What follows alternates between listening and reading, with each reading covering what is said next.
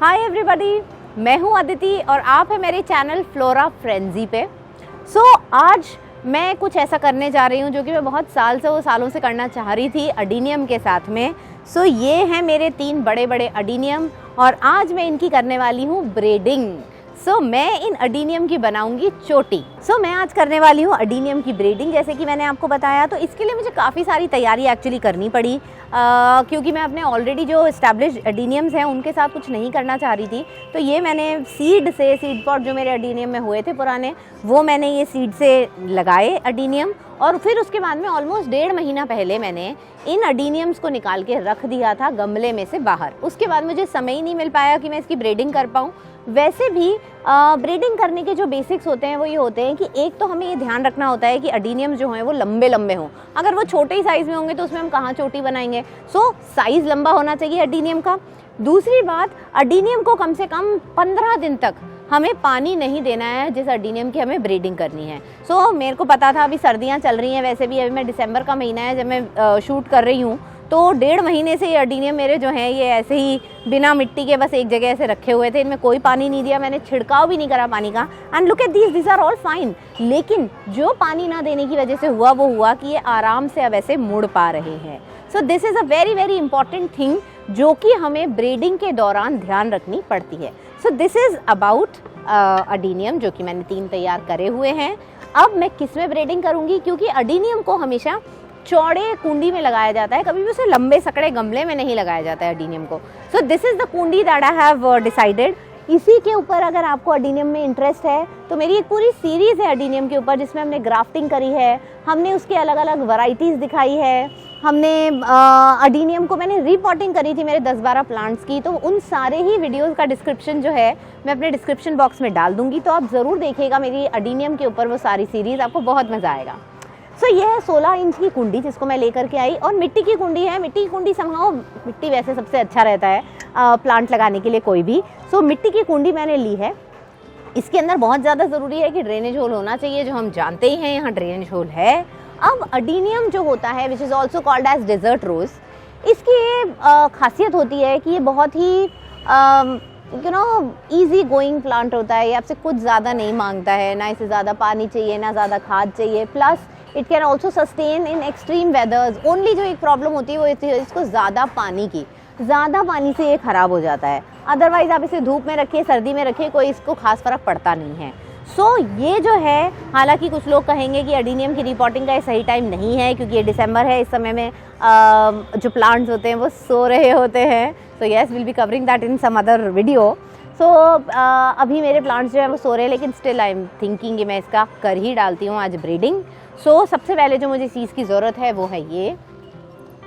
अडीनियम को लगाने के लिए हमें बहुत ज़्यादा पोरस सॉइल चाहिए होती है, बहुत ज़्यादा वेल ड्रेन्ड सॉइल चाहिए होती है। तो मैं अब इस टूटे हुए गमले का क्या करने वाली हूँ। हमें पता है हम किसी भी गमले को पॉट करते समय उसमें नीचे ड्रेनेज होल को बंद करते हैं, थोड़ा सा उसमें मिट्टी का टिकड़ा लगाते हैं। और बहुत ज़्यादा ज़रूरी होता है कि क्योंकि मुझे मेरे अडीनियम के अंदर वाटर लॉगिंग नहीं करनी है, तो एक इस तरीके के टिकड़े का जो एक लेयर होती है वो मैं नीचे लगाऊंगी। तो मैं जल्दी से आपके सामने, ये मेरा टूटा हुआ गमला है, आप देख सकते हैं, मैं कहीं बाजार से कुछ नहीं लाई हूँ। Nothing goes waste in your garden. अब मैं इसको तोड़ने वाली हूँ, इसके छोटे छोटे टुकड़े बनाऊंगी और इन टुकड़ों को हम लगाएंगे इस गमले में नीचे, और इन टुकड़ों को हम लोग नीचे गमले में लगा देंगे, जैसे कि अच्छी पानी वाटर लॉगिंग की प्रॉब्लम जो है मेरे गमले में ना हो। देयर आई गो।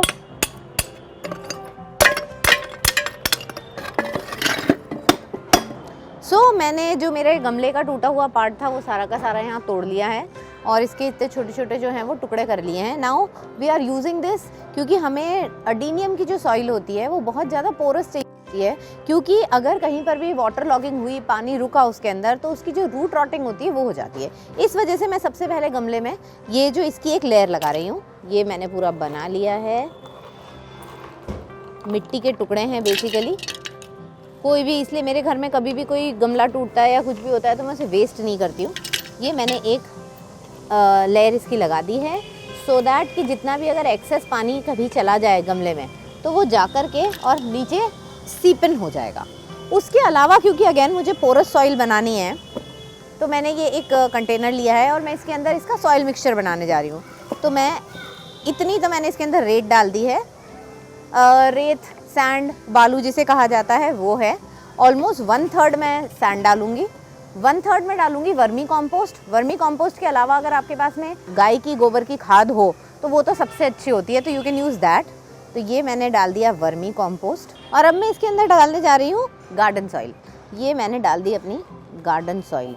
इसके अलावा कुछ और चीज़ें जो मैं डालना चाहूँगी वो होएगी, एक तो फंगीसाइड। तो थोड़ी सी मैं इसके अंदर फंगीसाइड डालूंगी क्योंकि फंगस की बहुत ज़्यादा प्रॉब्लम आती है अडीनियम के अंदर, तो मैंने फंगीसाइड डाल दी है। थोड़ा सा मैं डालने वाली हूँ इसके अंदर बोन मील।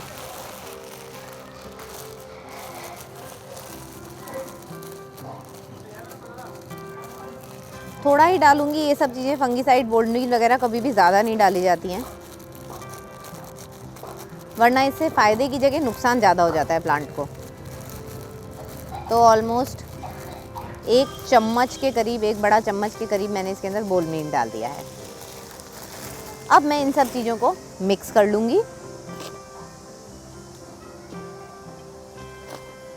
अच्छे से इसको मिक्स कर लेना है कि सब चीज़ें मिल जाएं।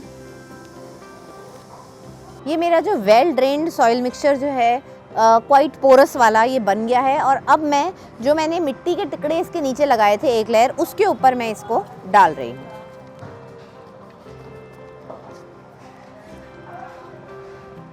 सो ये जो हमारा सॉइल मिक्सचर था ये तैयार हो गया है। इसके अंदर हमने डाला था, लेट मी रीइटरेट अगेन, तो मैंने इसके अंदर 1/3 तो डाला है वर्मी कॉम्पोस्ट, 1/3 सैंड डाला है और 1/3 मैंने इसमें गार्डन सॉइल डाला है। और ये हमारा बनके जो है तैयार हो गया है। अब नेक्स्ट हम प्लांट्स की तरफ मूव करते हैं। तो मैंने आपको बताया था कि ये ऑलमोस्ट 15 या 20 दिन तक बिना पानी के एडीनियम जो हैं ये हैं। और अब आप अगर इसको देखेंगे तो यहाँ पर क्योंकि ये वाली स्टेम आ रही है तो इसको मैं यहाँ से रिमूव कर दूँगी, क्योंकि मुझे खाली प्लांट्स चाहिए जो कि एक एक सिंगल डंडी आ रही हो। तो ये मैं इसको यहाँ से रिमूव कर दूँगी। ये वाला भी अगर देखा जाए तो इसमें भी यहाँ पर ये आ रही है, तो इसको भी मैं रिमूव कर दूँगी। मुझे कोई इतनी ज़्यादा, क्योंकि यहाँ पर जड़ें नहीं हैं इसलिए जड़ें रिमूव करने की ज़रूरत नहीं है।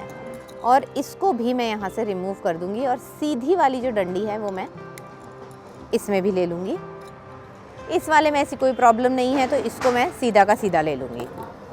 अब क्योंकि मुझे इनकी ब्रीडिंग करनी है, मुझे इसकी चोटी बनानी है, तो मैं सबसे पहले एक को लगा लेती हूँ। और ऑब्वियसली क्योंकि ये अडीनियम है तो बहुत ज़्यादा नीचे ये नहीं जाएगा, इसकी रिवील रहेंगी सारी की सारी जो वो हैं जड़ें।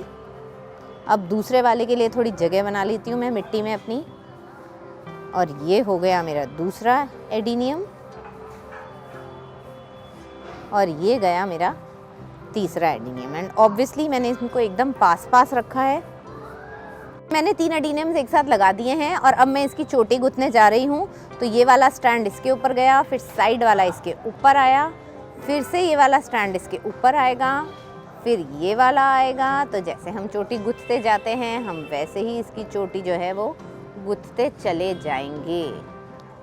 और ये मैंने एक चोटी जो है वो बना दी है और मेरे अडीनियम्स जो हैं वो भी सिक्योर हो गए। अब मैं बस इसको रस्सी से यहाँ पर बांध दूंगी।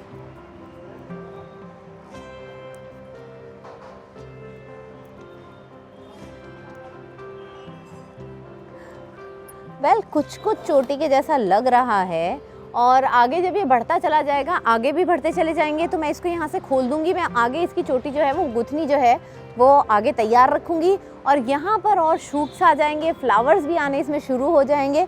तो नीचे से ये चोटी के तरह से ऐसे गुथा हुआ दिखेगा और ऊपर इसमें फ्लावर्स आ जाएंगे। अब हमें कुछ भी नहीं करना है, इसको नॉर्मल जो अडीनियम होता है उसकी तरह से ही ट्रीट करना है। 1-2 दिन मैं इसे थोड़ी छाया में रखूँगी, बाद में इसे मैंने जहाँ पर फुल धूप में, जहाँ पर अपने सारे के सारे प्लांट्स जो हैं वो रखे हुए हैं, वहाँ पर मैं इसे रख दूँगी। And this was breeding. थोड़ा सा एक रिकैप दे देती हूँ कि जब भी हमें अडीनियम की ब्रीडिंग करनी हो तो एक तो आप ध्यान रखें कि अडीनियम लंबे होने चाहिए, उनमें कोई साइड में शूट्स ना हो, सिंगल एक स्टेम जो है वो लंबी है। अगर उसमें साइड में शूट निकल गई हैं तो आप ब्रीडिंग करते समय उसे काट दें। और ब्रीडिंग करने से पहले कम से कम 15 दिन गमले में पानी ना दें उन पौधों में जिनकी आप ब्रीडिंग करना चाहते हैं। और ब्रीडिंग वाले दिन मैंने आपको सॉइल मिक्सचर जो है वो बता दिया था कि आप उसके अंदर 1/3 सैंड डालेंगे, 1/3 गार्डन सॉइल और 1/3 वर्मी कॉम्पोस्ट, साथ में हम लोग डालेंगे DAP और हम फंगीसाइड डालेंगे। और ये बन गया हमारा, ब्रीडिंग जो है हमारी पूरी हो गई है। So I hope you like the video. And अगर आपके कोई भी इसको लेकर के सवाल हैं तो आप हमसे ज़रूर पूछिएगा, मैं आपको ज़रूर जवाब दूंगी।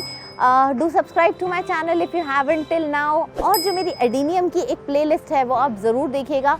Each and every video in that series is one of its kind. आपको बहुत मज़ा आएगा वो सारी की सारी सीरीज़ देख करके, और वो सारी सीरीज़ मैंने डिस्क्रिप्शन बॉक्स में डाल दी है आपके लिए, तो आप ज़रूर देखिएगा उसको। और मैं आपसे बहुत ही ज़्यादा जल्दी मिलूँगी। Signing off, Aditi, bye bye.